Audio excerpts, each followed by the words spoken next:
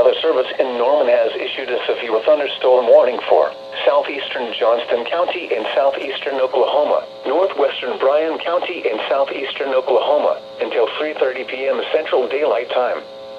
At 2:56 p.m. Central Daylight Time, a severe thunderstorm was located near Silo, moving north at 20 miles per hour.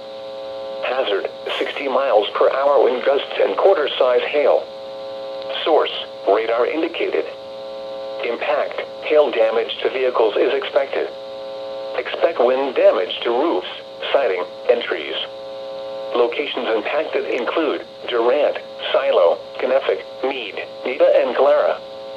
For your protection, move to an interior room on the lowest floor of a building.